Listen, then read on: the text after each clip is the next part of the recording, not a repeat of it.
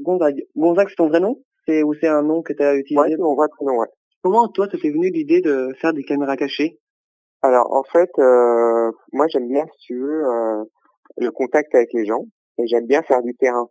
Parce que, si tu veux, moi, j'avais fait un peu de télé avant et quand tu fais du plateau, en fait, il se passe rien et il t'arrive rien et tout. Et puis, je me suis rendu compte que les gens les plus intéressants, c'était, tu vois, des mecs, des journalistes qui allaient sur plein d'endroits différents, sur les terrains de guerre, sur des trucs comme ça. Et eux, ils avaient plein d'histoires à raconter et à rencontrer plein de personnes. Donc, je me suis dit, moi, il faut que je fasse quelque chose qui soit sur le terrain et qui me permette de rencontrer les gens. Parce qu'en fait, quand on fait les défis, moi, ce que j'aime le plus, en fait, c'est que tu rencontres les gens parce qu'une fois que tu les as piégés, et bah tout de suite, c'est comme si tu les connaissais super bien après et ça devient tous tes potes.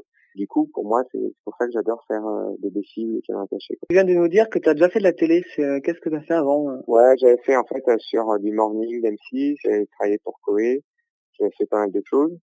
Et bah écoute, je me suis bien éclaté, les gens étaient sympas et tout. Mais avec Internet, c'est vrai qu'il y a une liberté que t'as pas forcément à la télé, quoi. Donc moi, c'est ça qui m'a intéressé, quoi. Oui. Ça fait combien de temps que tu as commencé à faire tes caméras cachées? Ça fait 6 ans maintenant, quoi. Et tu t'en lasses pas au bout de 6 ans? T'as toujours envie de continuer à faire des Non, parce caméras qu'en fait, cachées? on fait des trucs toujours super différents, en fait. Les caméras cachées, c'est toujours des nouvelles rencontres, toujours des nouveaux événements. Donc c'est ça qui est sympa. Après, tu vois, ce qu'on fait, c'est qu'on développe aussi des nouveaux concepts. Donc, tu vois, on a créé des histoires Facebook, on a été les premiers dans le monde à le faire. On fait aussi les histoires Google Glass.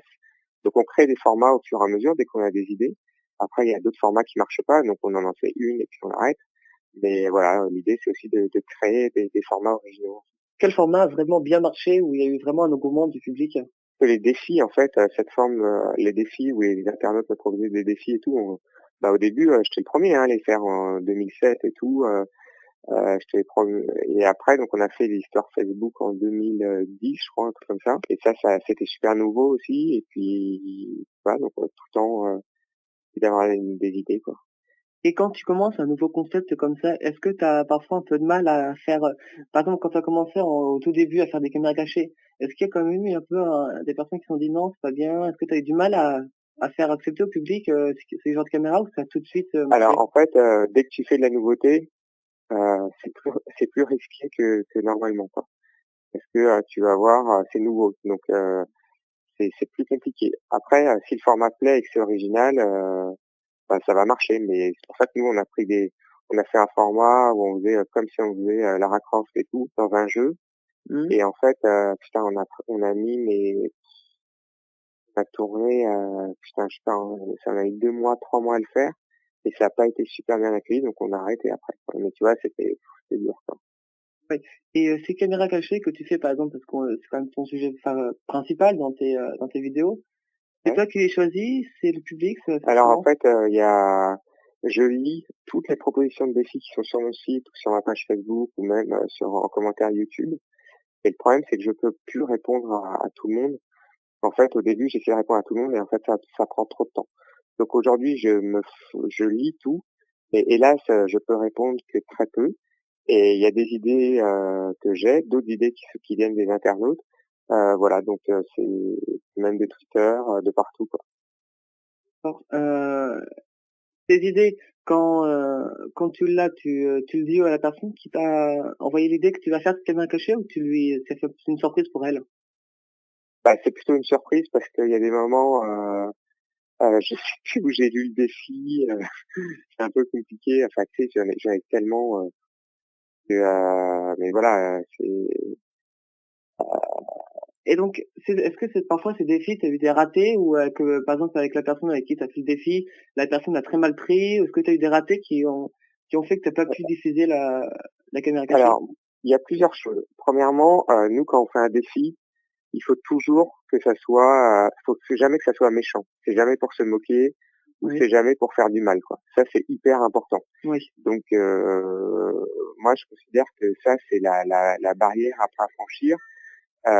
C'est toujours s'amuser et que, au final, la personne piégée, elle rit. Alors, dans une ou 2 minutes après, elle peut ne pas rire du tout parce qu'elle est dans un état, quelquefois, de stress énorme. Mais après, avec le recul, elle se marre. Donc, Oui. ça, c'est... Alors oui, moi je me censure quelques trucs, tu vois, par exemple, quand je fais un défi et qu'il y a une personne qui dit des choses et je me dis ah oui ça pourrait être mal interprété ou les gens pourraient la juger là-dessus, moi je coupe d'office parce que Ouais. je suis pas là pour casser quoi. Ça c'est super important. Je pourrais, hein, j'ai eu dans mes vidéos même des stars, des trucs comme ça qui disent des trucs assez sensationnels ou tu vois qui auraient fait du buzz mais du bad buzz. Et moi ça m'intéresse pas ça. Ce qui est important Oui. c'est que les gens s'amusent et que voilà quoi, ça c'est important.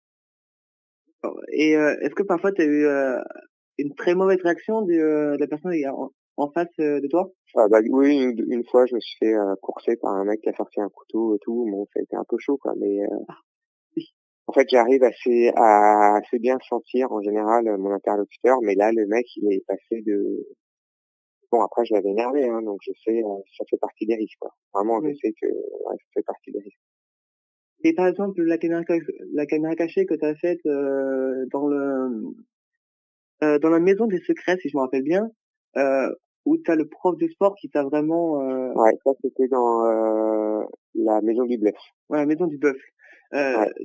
Tu as eu vraiment peur à ce moment-là ou c'est un peu de jeu que tu as fait où tu étais vraiment pas au Ah non, non, courant? c'est en fait, ce qui s'est, alors, je t'explique exactement ce qui s'est passé. Donc, je piège le prof le matin. La production était au courant, mais le prof était pas au courant le matin. Oui, Et donc le mec, il se dit, mais putain, mais qu'est-ce que c'est que ce mec-là et tout, parce que je l'ai pourri son cours pendant 1 heure. ouais, j'ai Et vu. en fait, après, le prof, lui, il sort de la maison du bluff et il rejoint la production. Et pendant ce temps-là, on lui explique qu'en fait, je suis un faux candidat et que je suis là pour mettre le bordel. Seulement moi, je suis toujours dans la maison parce que je suis toujours enfermé et évidemment, je sors pas puisque je suis censé être un candidat normal. Ouais, Donc ce que je sais pas, c'est que pendant ce temps-là, la production explique aux profs de sport que en fait je suis un faux candidat et ils se disent on va le contre-bluffer et donc on va lui faire croire que il a vraiment pris sa malle et qu'il veut me tabasser après le cours de sport.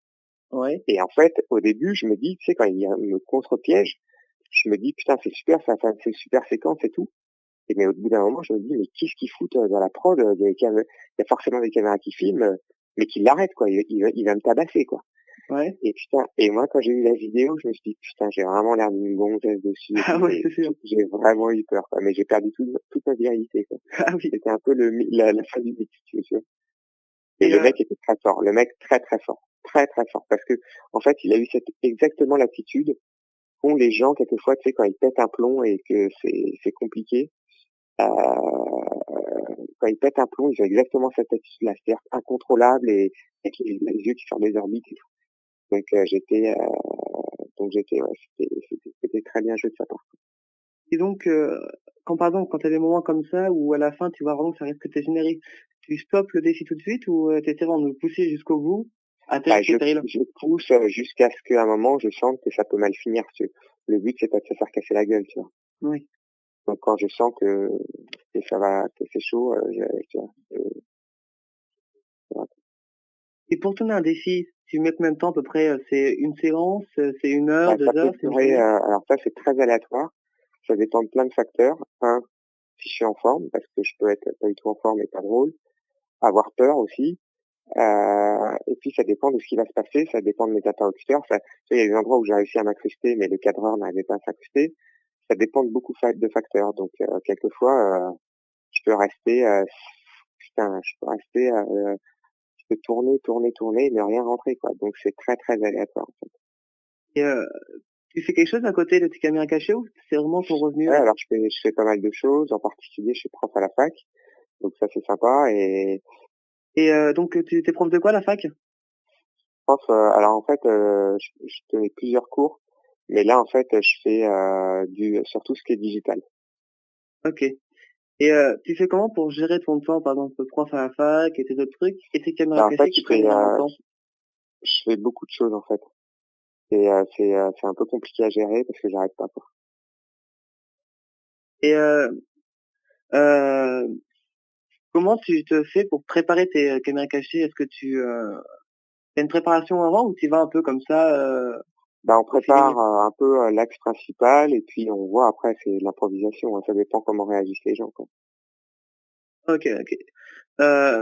Est-ce que tu as, comme tu dis, tes idées, c'est surtout les personnes qui sont sur YouTube, Facebook, etc., Ouais, qui les voient. Est-ce que toi, parfois, tu as des idées qui te viennent de toi que tu veux absolument faire? Ou c'est ouais, vraiment... oui, aussi, aussi, aussi. Ok. Est-ce que tu veux continuer comme ça encore longtemps ou tu as intention d'arrêter Bah, on va voir, hein, là, je m'éclate, tu sais, j'arrive, je me projette pas trop, je m'éclate, et puis on verra bien ce que ça donnera, quoi. Oui. Sur YouTube, parce que là, c'est un peu les sujets à chaque fois que tout le monde aborde. Sur YouTube, tu as Ouais, des milliers de vues. ouais, Est-ce que tu peux nous dire si tu gagnes de l'argent grâce à YouTube? ouais, tu gagnes de l'argent, mais euh, moi, en gros, je gagne 2 000 € par mois, Oui. grâce à YouTube. Mais bon, j'ai des coûts, tu vois, quand je voyage ou des trucs comme ça et tout, voilà quoi. Enfin bon, ça me permet de vivre en m'amusant. Après, clairement, avec les diplômes que j'ai, je pourrais faire d'autres métiers où je gagnerais beaucoup, beaucoup, beaucoup mieux ma vie, quoi. Mais je m'éclaterais pas comme ça, quoi. Oui. Par exemple, quand tu fais des incrustes, par exemple, tu t'es incrusté au Festival de Cannes, sur des yachts, etc. Par exemple, quand tu t'es Ouais. là, littéralement vautré dans l'eau, où tu pètes ton matériel, euh, ça t'énerve ou tu te dis, bon, c'est le jeu? Bah, c'est les risques du métier. Et après, je t'avoue que quand j'ai pété comment ça s'appelle, Le le micro? micro, c'est quand même 500 €, donc j'étais dégoûté, quoi. Oui. Et ce matériel-là, tu l'as grâce à YouTube ou au début, tu as quand même dû faire un investissement qui était pas sûr Non, mais d'être après, rentable? bon, ce qui coûte cher, le plus cher, c'est les micros, quoi. C'est les micros et le micro, un chef, en fait. Et la caméra, c'est quelqu'un qui te suit à distance ou c'est vraiment une Ouais, caméra bah, je peux avoir soit les caméras sur moi ou soit j'ai des caméras incorporées dans des lunettes ou dans des boutons. donc ça aussi, c'est du matériel de pointe. Et Ouais. c'est comme ça, tu as quelqu'un avec toi qui t'aide à faire tout ça ou tu es vraiment tout seul pour tes caméras? Ouais, non, j'ai un ou deux potes qui m'aident tout le temps. Ok, ok. Dans quelques jours, c'est la Paris Game Week. Est-ce que tu seras Ouais. présent à la Paris Game Week? Normalement, oui. J'ai demandé une accréditation. Oui, J'espère que je vais l'avoir et voilà, ouais, je serai présent, quoi. Ouais. c'est cool. Ce jour, parce que Je sais pas encore, en fait. Ça dépend, en fait, si j'ai accréditation ou pas, quoi. ok, ok, parfait. Ok? Ok, bah parfait. Bah, Bon. Eh ben, on se tient au jus, Timothée. ouais, je te remercie beaucoup d'avoir accepté À et bientôt, Timothée. salut. Bonne soirée. À Ciao. toi aussi. Salut.